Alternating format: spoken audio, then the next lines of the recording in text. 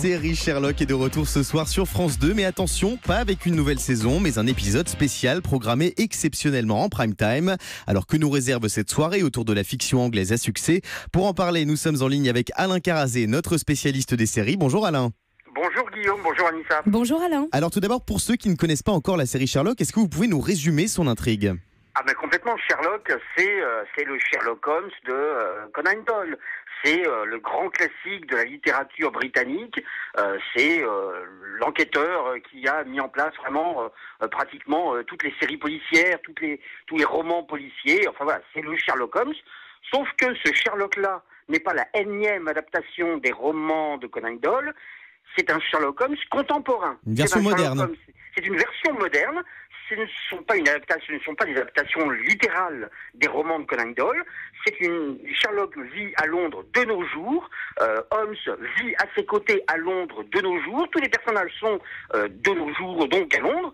Ils utilisent les SMS, ils utilisent les ordinateurs, ils utilisent bref tous les moyens modernes pour résoudre leur enquête, mais toujours avec ce côté de déduction qui a fait leur spécificité. Et c'est en ça que l'épisode que l'on va pouvoir redécouvrir, parce qu'on l'a déjà vu en France celui-là, sur France 4. Ouais, exactement, il a été déjà diffusé.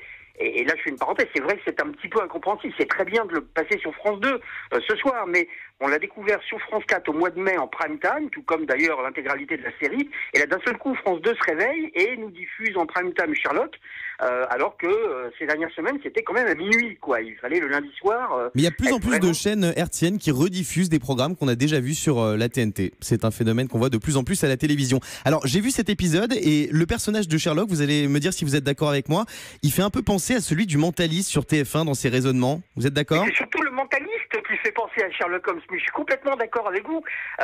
Beaucoup des policiers de nos jours, y compris les experts, sont inspirés de tout ce qui est déduction, de tout ce qui est Sherlock Holmes, de tout ce qui est l'univers de Sherlock, et son côté déduction en partant d'un indice infime jusqu'à trouver le coupable. Et c'est ça d'ailleurs qui a fait le succès de la série romanesque. Mais même dans la réalisation, à la série, ça fait penser à la série TF1, il y a des très beaux plans en 3D, il y a des belles reconstitutions, c'est très moderne. C'est vrai, c'est extrêmement moderne, d'autant plus que l'épisode de ce soir va vous paraître complètement absurde, puisqu'il se déroule à l'époque victorienne. Ah. Donc on n'est plus dans les années 2010. Et c'est ça qui a fait la spécificité de cet épisode. Les deux créateurs de la série, à savoir Steven Moffat et Mark Gatiss, ont décidé de s'amuser. Ils sont des grands fans de Sherlock Holmes. Ils ont décidé de s'amuser avec leurs propres personnages et de les faire vivre à l'époque victorienne, l'époque où les romans ont été écrits, l'époque où l'on connaît le Sherlock Holmes habituel avec Watson. Donc c'est une enquête qui s'appelle L'effroyable marié, et qui se déroule en 1895, quelque chose comme ça. Avec une mariée complètement folle. Avec une mariée, surtout avec une mariée qui est morte et qui, visiblement, même morte, tue son mari. Ah. C'est un peu The Walking Dead en fait ce soir. Presque. Mais évidemment, elle n'est pas complètement morte. Alors, bien sûr, ça va vous déstabiliser. Bien sûr, vous allez vous dire, mais c'est pas le Sherlock que je connais. Sauf que vous inquiétez pas, les créateurs retombent sur leurs pattes à un moment ou à un autre, mais je vais évidemment pas vous dire comment. Mais non. Bref, c'est un épisode particulier dans lequel il y a des calèches, dans lesquels il y a vraiment... des décors d'époque. Alain Carazé, en tant qu'expert de série, honnêtement, c'est un épisode qui vaut le coup? Ou il vaut mieux regarder TF1? C'est un épisode remarquable parce que justement, c'est un épisode qui tranche avec le reste de la série. Déjà, il y a très peu d'épisodes de Sherlock. Ils en font carrément 3 par an. Et encore, parce que les 2 acteurs principaux sont devenus des superstars de cinéma. Et ça doit coûter très cher. Ça coûte... c'est des épisodes qui coûtent très cher, mais surtout leur planning est quand même difficile. Il y a Benedict Cumberbatch qui joue le rôle de Sherlock. Lui, on l'a vu il y a peu de temps dans un film Marvel, c'est Doctor Strange. Martin Freeman, il joue dans The Hobbit, dans la trilogie The Hobbit. Donc c'est vrai que pour les coincer, pour faire des épisodes de Sherlock, c'est pas évident. Donc il y en a très peu par an. Il va y en avoir 3 nouveaux là qui vont démarrer sur la BBC le 1er janvier. Mais donc c'est un épisode exceptionnel parce que ça a été le seul épisode en 2 ans et parce que c'est un épisode qui se déroule à l'époque victorienne et qui est brillantissime.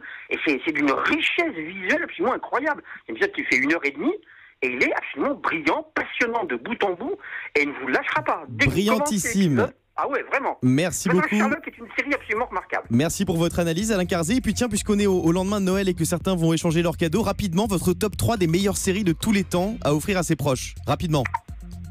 Le prisonnier en 1, Twin Peaks en 2 parce qu'il va y avoir une nouvelle saison et Stranger Things pour faire moderne.